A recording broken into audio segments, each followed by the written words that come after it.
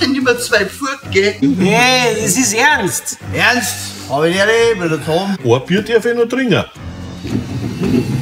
Ja, ist schon recht, Weinzelgärtner. Servus, mein Name ist Tom Michel. Ich bin der Initiator, Drehbuchautor und Produzent von B-Comedy. Zusammen mit einem professionellen Team hinter der Kamera und einem engagierten Darstellerteam vor der Kamera mache ich authentisch bayerische Comedy. Lustige Geschichten aus dem echten Leben. Was ist denn das? Schmunzler, Lacher, Kracher, auf alle Fälle unverfälscht und in Mundart. Und ihr schleicht euch jetzt auch. Vor einem guten Jahr haben wir angefangen, unsere Videos übers Internet zu verbreiten. Jede Woche 2 neue Sketche.